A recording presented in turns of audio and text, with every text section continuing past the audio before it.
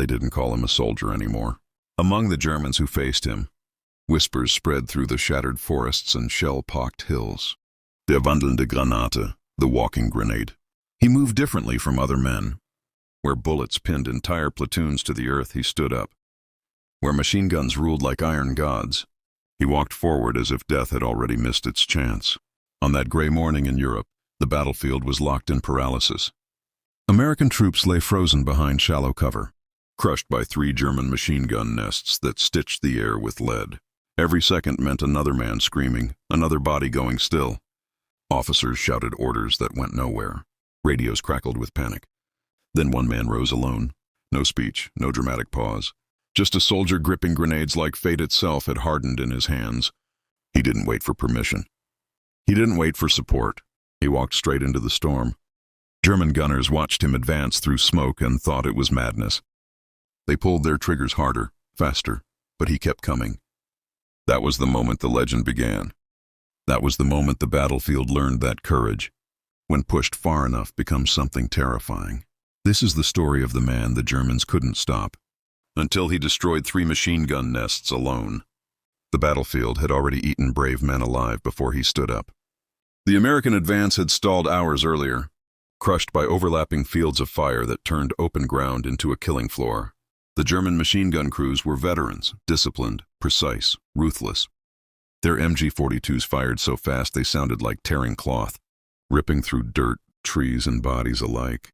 Every attempt to move forward ended the same way: men diving for cover, medics crawling under fire, officers screaming into radios that no longer mattered.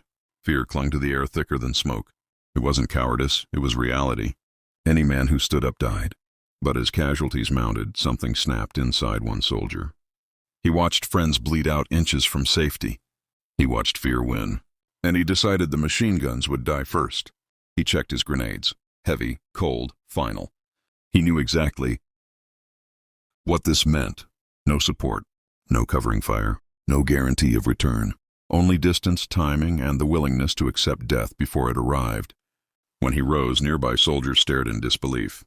Some thought he'd lost his mind. Others knew. This was what desperation looked like when it chose to fight back. The moment he stepped into the open, the machine guns noticed. Dirt erupted around his boots as bullets slammed into the earth. Tracers sliced past his chest. The sound was deafening. A mechanical scream meant to break men. He didn't run wildly. He moved in bursts, low and fast, using craters and dead ground like stepping stones across hell. German gunners adjusted their aim, convinced no one could survive this long. But he kept closing the distance. 50 yards, 40, 30. Each step felt heavier than the last, not from fear, but from the knowledge that he was now alone between life and death. A bullet tore through his gear. Another clipped his helmet. Still he moved. The first machine gun nest loomed ahead. Sandbags. Smoke. Silhouettes behind steel. He pulled the pin with his teeth. Counted the seconds. And threw.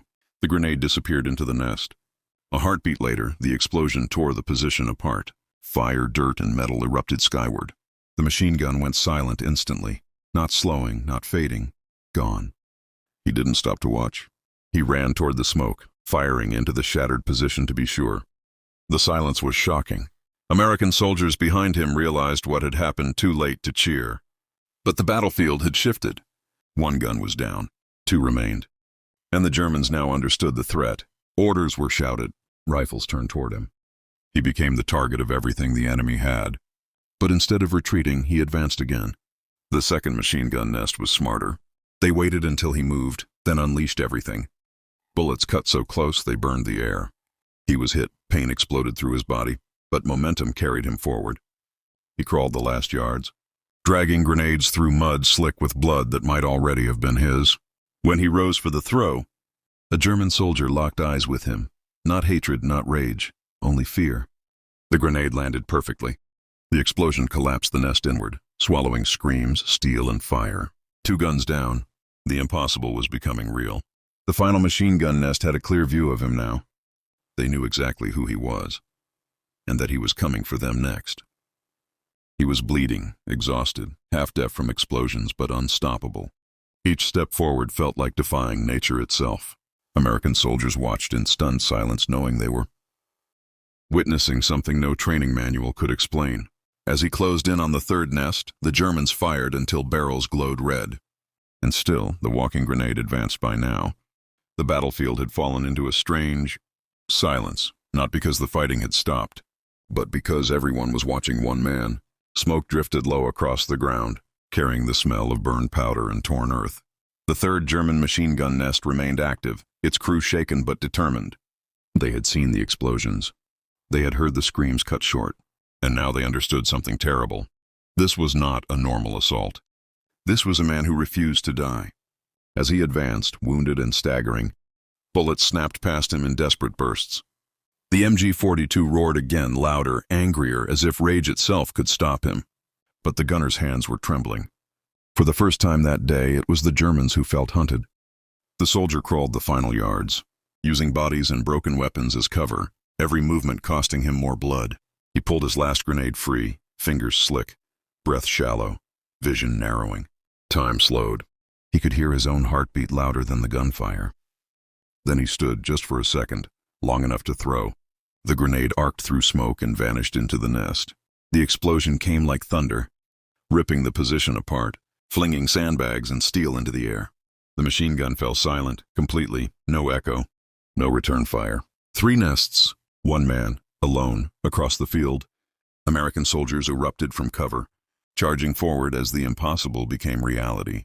The German line cracked, not from artillery, not from armor, but from the sheer force of one soldier's will. The walking grenade had finished his work when the smoke finally cleared. The battlefield looked different, not because the war had ended, but because fear had changed sides. 3 German machine gun nests lay silent, torn apart by one man who refused to stop walking forward. He didn't celebrate. He didn't raise his weapon. He collapsed, his body finally demanding the price his courage had already paid.